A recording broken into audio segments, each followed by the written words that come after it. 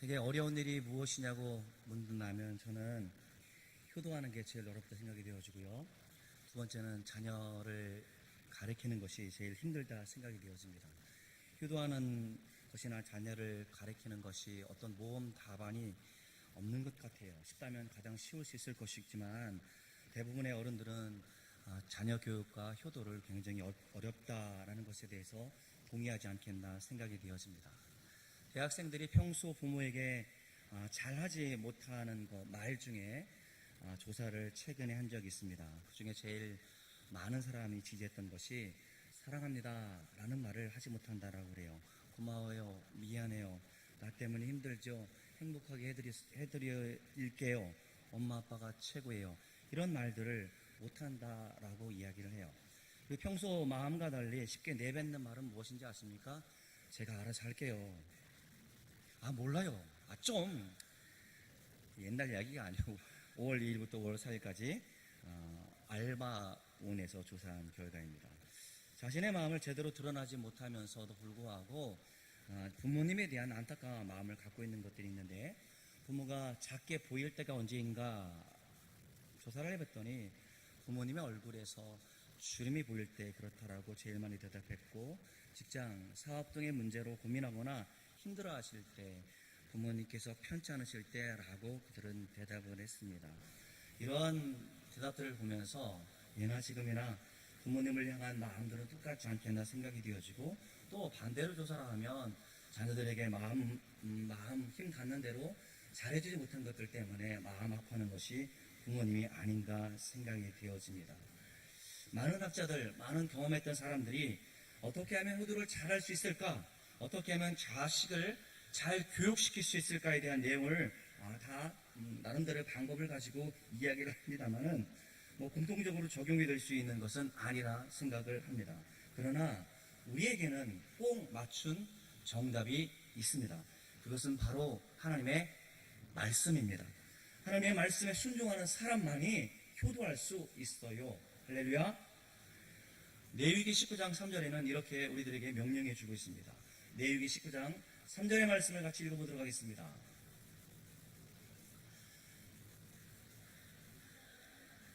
자막 좀 주세요. 따라하겠습니다. 너희 각 사람은 부모를 경외하고, 그 다음부터 시작. 나의 안식일을 지키라. 나는 너희의 하나님 여호와이니라. 각 사람은 부모를 어떻게 하라고요? 경외하라, 복종하라, 순종하라, 공경하라 라고 먼저 말씀해 주고 있고, 나의 안식일을 지키라. 물론 선호의 문제는 아닙니다만은 같다라는 의미로, 장로님께서 아까 기도하셨습니다만은 하나님의 대리자로 이 땅 가운데 살아가는 날 동안 부모를 주셨습니다. 부모님이 우리로 하여금 하나님의 말씀대로 살아가기를 기도하고 있었고, 그 다음에 기도하고 있었기 때문에 대리자라고 그렇게 기도하지 않았나 생각이 되어집니다. 이렇게 하나님의 말씀에 순종하는 사람이 효도할 수 있다라고 생각이 되어져요. 이것은 겉면의 말씀이 아니고 우리에게 주신 명령이에요, 명령. 약속 있는 첫 계명이고, 그러기에 우리는 이 말씀에 순종해야 합니다. 명령을 주신 하나님이 어떤 분인지 안다라고 한다면 우리는 더 순종하지 않을까 싶어서 오늘은 하나님에 대해서 여러분들과 같이 말씀을 나누고자 합니다. 오늘 본문에 들어가면 모세, 유대인으로 태어났지만 유대인 자녀들을 다 죽이라라는 제국의 명령에 의해서 어릴 때 태어나자마자 죽이거나 죽일 수 없어서 강가에 버려지는 일들이 많이 있었습니다.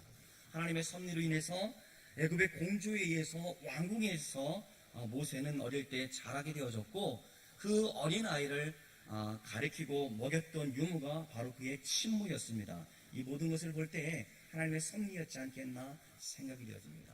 그들은 모세는 하나님의 말씀을 유모, 즉 자기 친모로부터 배울 수 있었고, 나는 유대인이라는 사실을 그는 인식하고 있었다는 것이죠. 어느 날이었습니다. 자기 조국 이스라엘 사람이 애굽 사람에 의해서 폭행당하는 장면을 보고 격분하여 그만 애굽 사람을 죽이게 되어졌고, 내 신분 때문에 사람을 죽였다는 사실 때문에 잡히면 처벌을 받을까 무서워서 멀리 미디안 땅으로 도망갔던 내용들이 오늘 본문의 말씀 전에 있었던 이야기예요. 자, 이제 시나이 반도에 애굽의 국력이 미쳤기 때문에 그는 도망하였는데 정치적으로 위급하여 충분히 안전을 확보하기 위해서 아주 본능적으로 그렇게 도망가지 않았겠나 생각이 되어집니다. 이후 40년의 세월이 흘렀습니다.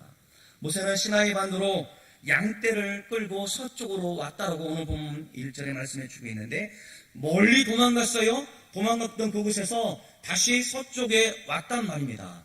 서쪽에 왔던 내용이 1절의 본문의 내용의 말씀입니다. 같이 1절 같이 읽어보겠습니다. 시작.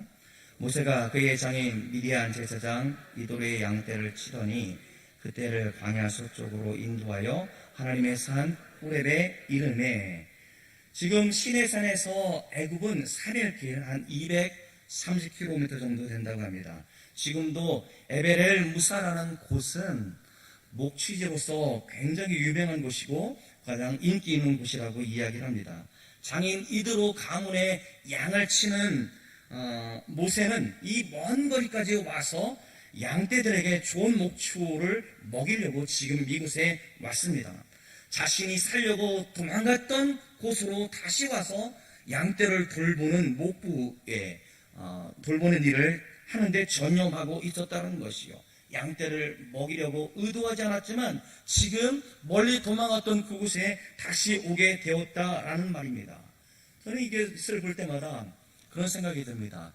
지금 40년 동안 왕궁에서 교육받았던 사람이 40년 동안 목동으로서 목보로서 촐로로서 그렇게 살아갔을 터인데 아무런 희망도 비전도 없이 그렇게 살았을 것이고, 그렇게 아무런 생각 없이 살았겠다 싶은 것이 아니라 그는 지금 위치에서 목부의 사명을 가지고 좋은 목초지에 찾아서 오는 그러한 모습을 보면서 좌절의 시간도 있었고 억울함의 시간도 있었겠지만 지금 그는 최선을 다해서 양떼를 먹이려고 하는 그 모습을 우리는 유념해서 봐야 되지 않겠나 생각을 합니다.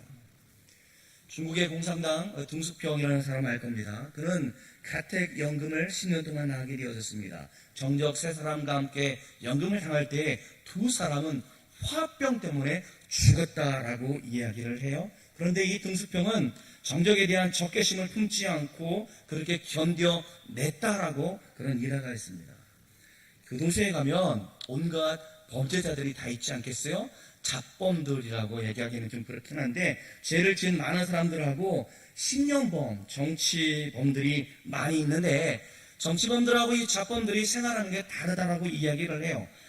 밑바닥에서부터 자신들이 살아왔던 그 모습이 드러나고 있는데, 그 잡범들은 감옥에서 다 그런 것은 아니겠습니다만은 더욱더 악해지고 치사해지고 악랄해지는 모습을 보이고 있는데, 이 정치범들은 신념을 가지고 있어서 그곳에서도 자신의 인격을 드러내면서 살아간다라고 그게 감옥에서 간증하는 분의 이야기를 들은 적이 있습니다.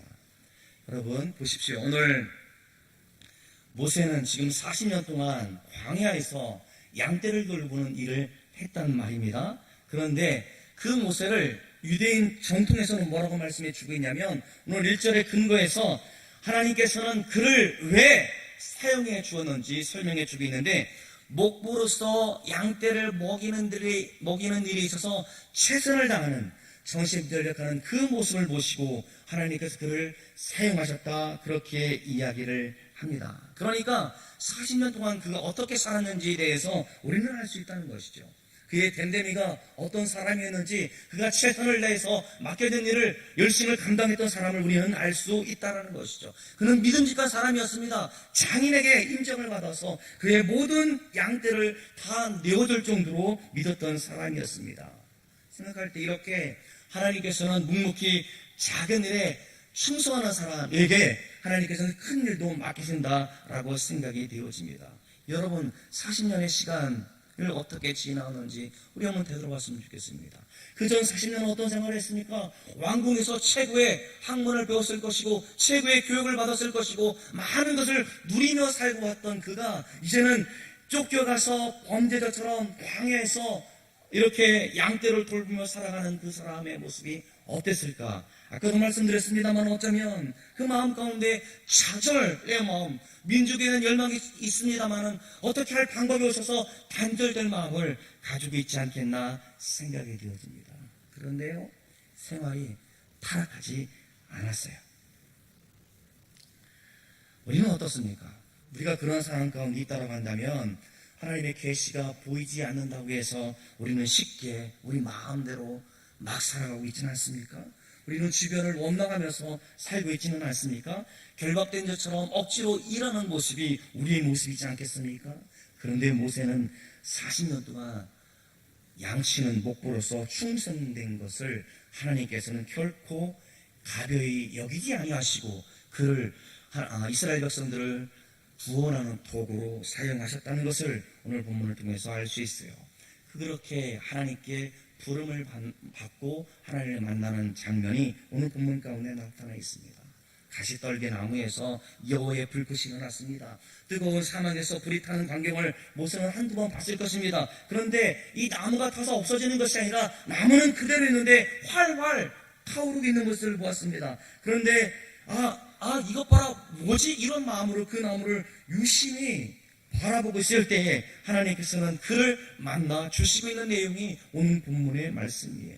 떨기나무 안에 하나님이 계셨단 말입니다. 그를 지금 부르고 있단 말입니다. 모세가 불타는 떨기나무에 주목했던 것은 호기심 때문이었겠지만 그 광경을 유심히 보고 있을 그때에 하나님께서 말씀하시고 그에게 계시해 주었습니다.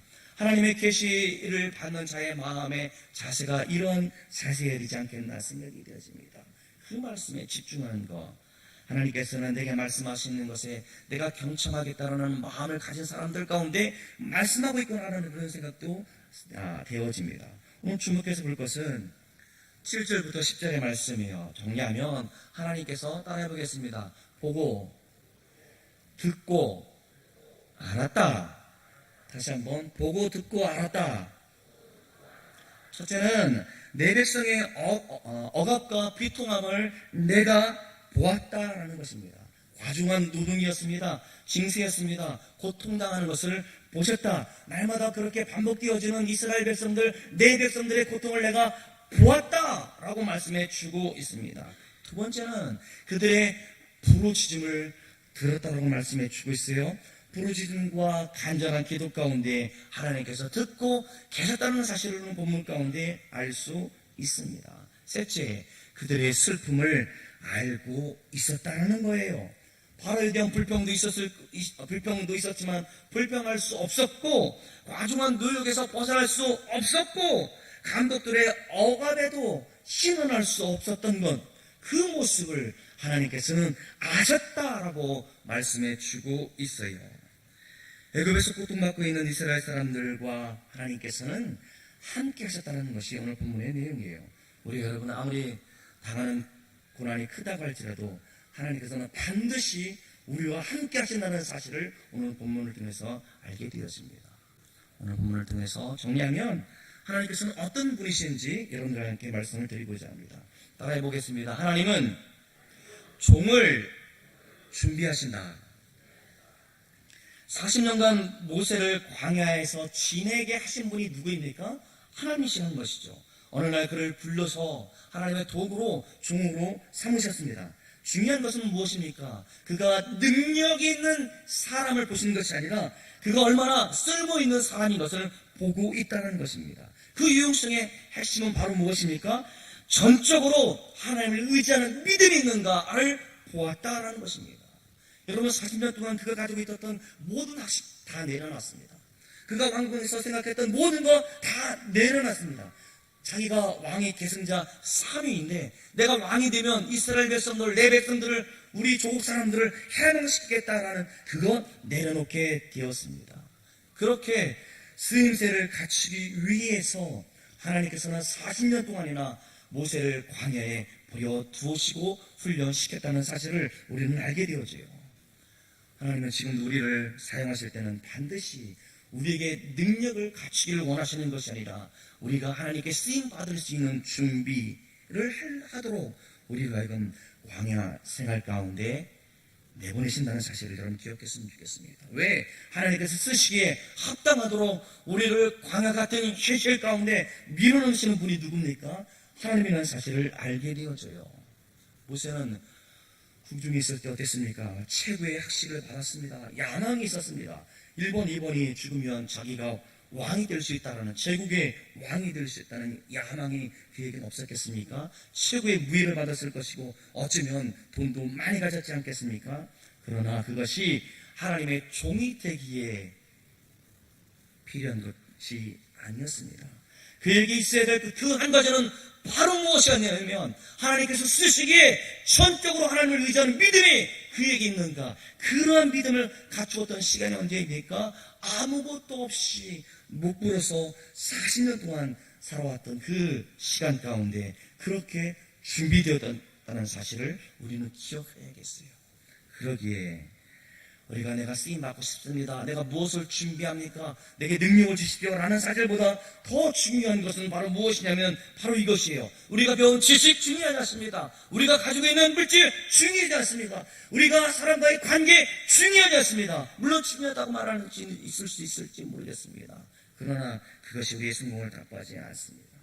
하나님께서 쓰시는 사람은 하나님을 전적으로 의지하는 사람을 쓴다는 사실을 여러분 기억했으면 좋겠습니다. 하나님께서 쓰시는 종 가운데 빌리 선데이라는 사람이 있었습니다. 저도 혀가 짧아서 말을 전할 때에 가끔 더듬거리는데 제가 이번에 설교를 영어입니다만 들을 때 굉장히 무슨 말인지 잘 못 알아할 정도로 말을 많이 더듬는 목사님이십니다.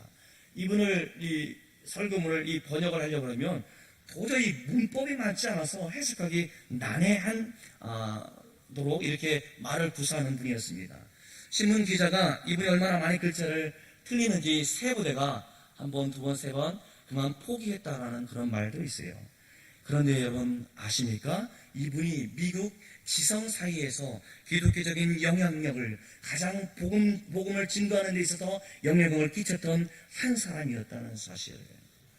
또 여러분이 잘 알고 있는 목사님 가운데 강동에 있는 목사님, 그분은 설교를 들으면 뭐 설교가 저렇게 시시하게 설교를 공부하는 입장에서 우리 연구를 이게 하다 보면 뭐 쓸 게 없어요. 그냥 말을 잘한다, 말을 재미있게 한다라는 생각만 하게 되어지고 내용도 없다라는 생각을 하게 되어지는데 많은 사람들이 그분의 설교를 듣고 감동을 받는 모습을 보게 되어집니다.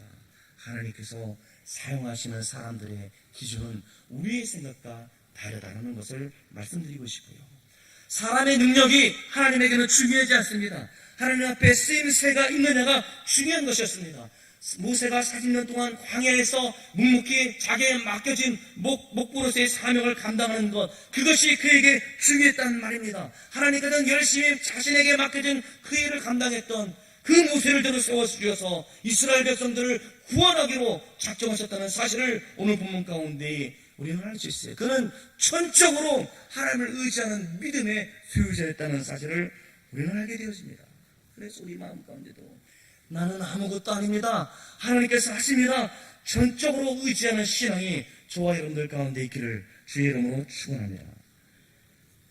수련을 갔습니다. 청년을 데리고 수련을 갔는데 강원도 골짜기에 이게 개울인데 어떤 아이가 이렇게 높은 데서 이 다이빙을 했어요. 얼마나 멋있게 하는지 참 부럽더라고요. 근데 들어가더니 안 나와요. 물에 빠졌어요. 안 나와요. 여러분 그럼 어떻게 합니까? 어떻게 해야 될 것 같아요? 보고만 있을 거예요? 나쁘신 분들이다. 어떡합니까? 얼른 들어가서 내야 되지 않겠어요? 그런데 여러분 아십니까? 내려고 들어가면 어떻게 됩니까? 빠진 사람이 자기 살려고 말이죠, 같이 죽는다는 사실을 우리는 상식적으로 알고 있잖아요. 그러면 어떻게 해야 되겠습니까?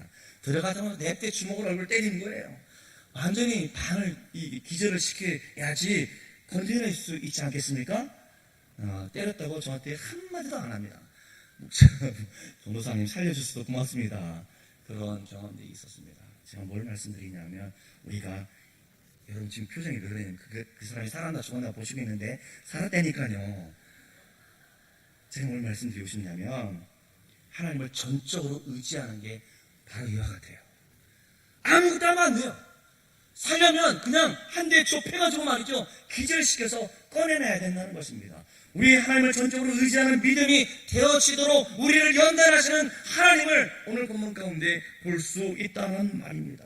사랑하는 여러분, 여러분은 유능한 사람입니까? 정말 하나님께 쓰임받기를 원한다면 유능한 사람의 대력을 하지 마시고 하나님께 쓰임받는 사람이 될 수 있도록 하나님을 전적으로 의지하는 믿음을 지금도 달라고, 그리고 그 믿음을 연습하는 저와 여러분들 되어지기를 바랍니다.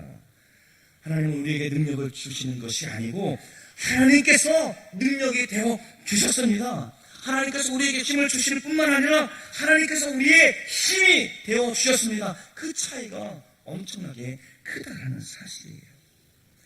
우리에게 승리를 주시는 것이 아니고 하나님께서 우리의 승리자 되어 주심을 믿으시길 바랍니다.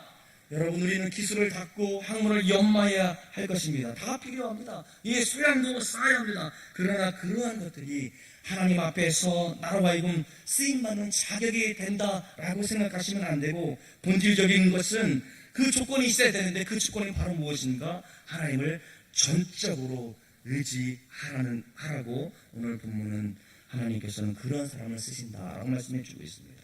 두 번째, 따라해 보겠습니다. 하나님은 보고 들으신다, 아신다. 오늘 7절에서 10절에 있는 말씀인데, 오늘 7절에 보면 보고 듣고 알고, 8절에 보면 내려가서 건져내고 인도하겠다. 그리고 3장 그 전에도 뭐라고 말씀해 주고 있냐면, 그들의 탄식하며 부르짖고 노동으로 말미암아 부르짖는 소리가 하나님께 상달되었다라고 말씀해 주고 있습니다. 여러분, 하나님 앞에 숨길 것이 아무것도 없어요. 왜냐하면 우리는 벌거벗은 사람처럼 하나님 앞에 서 있기 때문에 그렇단 말입니다. 하나님께서 우리의 모든 것에 대해서 다 아시고 계세요. 이게 무서워요. 죄를 지은 사람은 더 무섭단 말입니다. 하나님께서 우리의 모든 죄를 다 아시고 계세요. 우리의 외면의 죄, 우리의 내면의 죄에 대해서 다 아셔서 나의 죄가 하나님 앞에 백주대낮에 드러나듯 할 시간이 다가오고 있다는 사실입니다. 우리의 모든 것을 다 하신 것에 대해서 우리는 두려워할 줄 알아야 합니다. 느부갓네살 왕이 고백하기를 하나님은 하늘에서 감찰하시는 하나님이라고 그는 고백했습니다. 하늘에서 우리를 보시는 분이라는 사실이죠. 하나님은 반드시 우리가 선한 사람인지 악한 사람인지 알고 계신다는 사실입니다. 복이 그 사람을 찾아가고 화가 그 심판이 그 사람 가운데 찾아간다는 사실입니다. 왜냐하면 하나님께서는 모든 것을 다 하시고 보시고 계시기 때문에 그렇습니다. 그러나 하나님의 구원을 기다리는 사람들 가운데는 우리 주 예수 그리스도를 통해서 구원의 은혜가 그들 가운데 임하였기 때문에 우리에게는 위안이 돼요. 기도하는 우리 가운데는 위안거리가 된다는 말입니다. 이것이 은혜이지 않겠습니까? 하나님께서는 우리의 과거도 아시고 하나님께서는 우리의 연약함도 아시고 잠재력도 고통도 어떻게 하면 하나님께 가장 효과적으로 쓰임받을지 하나님은 아신단 말입니다. 그리고 그 하나님의 전지하심을 따라서 우리의 삶을 계획해 주시고 우리의 삶을 이끌어 가시는 분이 누굽니까? 하나님이란 말입니다. 그러므로 기도하는 여러분, 낙심하지 마십시오. 나의 형편을 아시는 하나님께 여러분의 소원을 아시길 바랍니다. 그리고 기도하면서 기다리십시오. 혈기 부리지 마세요. 우리 개혁전 때 한번 붙어봐, 이렇게 말하지 말란 말입니다. 그거 이겨도 소용없고 이길 수도 없습니다. 그 시간 우리는 기도해야 합니다. 왜? 하나님께서 다 아시기 때문에 그렇다는 것이죠. 이스라엘 백성들의 모든 사정과 형편을 아셨던 하나님은 지금도 하나님을 믿고 의지하는 우리들의 모든 것을 다 아시기에 우리는 기도하면서 기다려야 할 것입니다. 기머거리 하나님께서 안 들으시는 것 같아? 그분이 아니란 말입니다.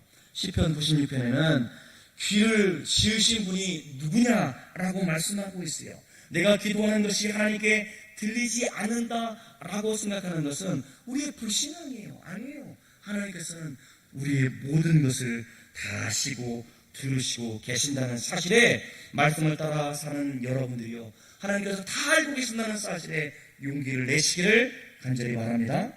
세 번째 따라해보겠습니다. 하나님은 구원의 때를 정하신다. 구원의 때를 정하신다는 사실을 본문을 통해서 우리는 알 수 있습니다. 그들이 지금 400년 동안이나 그렇게 고통 가운데 부르짖고 있었을 때 그들의 고통을 아셨던 하나님, 구원해 주시기 위해서 그 하나님께서는 모세를, 광야에서 그렇게 연단받았던 모세를 떨기나무 가운데 불러주셔서 그에게 사명을 주고 있다는 말입니다. 그들을 구원할 때가 있다는 사실을 오늘 본문을 통해서 안다는 것입니다. 하나님께서는 우리를 불러주시는 때가 있고 우리를 건져주시는 때가 있습니다. 그런데 이 구원의 때가 우리 가운데 반드시 찾아온다는 사실이에요.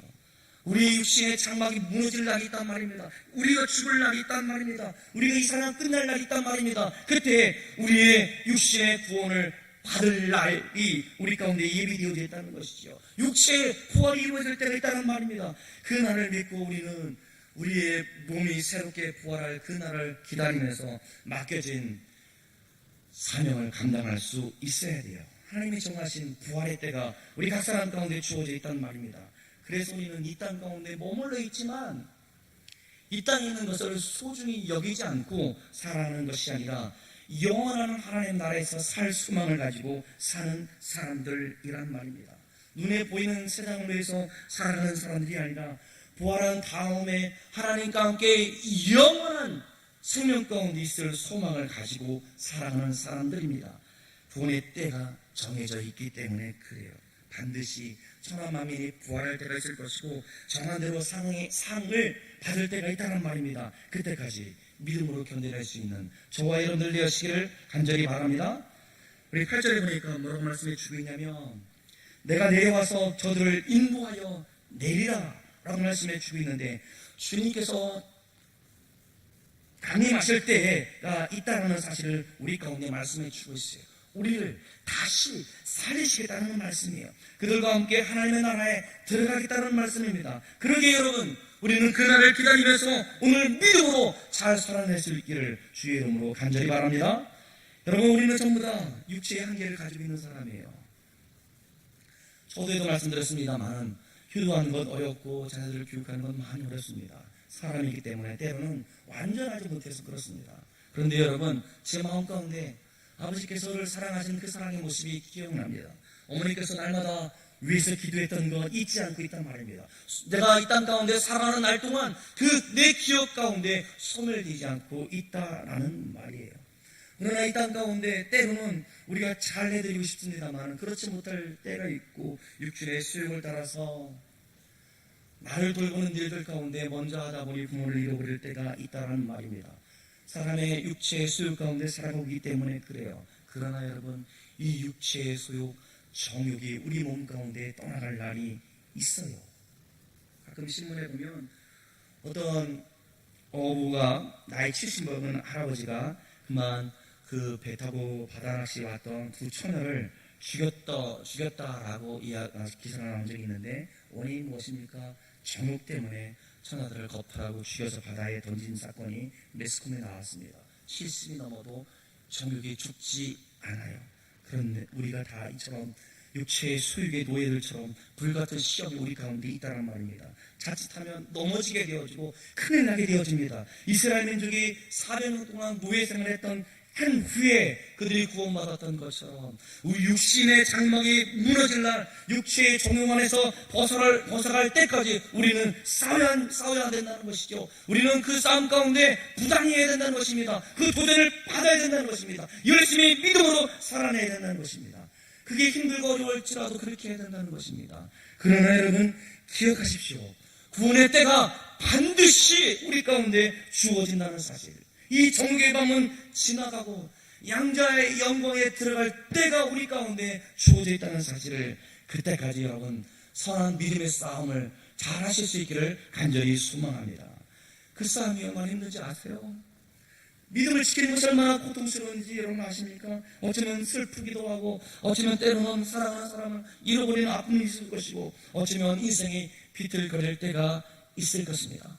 그러나 언젠가 우리의 눈물이 씻겨질 날이 있다는 사실, 주님과 함께 영광의 그날을 맞이할 날이 있다는 사실, 우리가 육체와 영혼이 완전하게 구원받을 그때가 있다는 사실, 그때까지 믿음으로 견뎌내십시오. 여러분, 스코틀랜드 교회의 모토가 여러분 무엇인지 아십니까? 따라해 보실래요? 우리 설교 제목이에요. 따라해 보겠습니다. 결코 소멸되지 않으리. 우리가 이 땅 가운데 살아가는 날 동안 부모님이 우리에게 베푸신 사랑을 우리 기억 가운데 소멸되지 않는 것처럼, 우리가 믿음으로 살아가는 여러분들이요, 우리가 이 땅 가운데도 기억되어 되어질 것이고, 하나님의 나라가 이 땅 가운데 임할 때에도, 우리가 주님 앞에 설 때에도, 우리가 주님 앞에 헌신했던 모든 것들은 소멸되지 않는다는 사실을 여러분 기억하십시오. 왜? 우리를 아시고 들으시고 기억하시는 하나님, 구원의 때를 아시는 하나님, 하나님의 종을 통해서 우리에게 구원의 은총을 베풀어 주셨던 하나님이기 때문에 그렇습니다.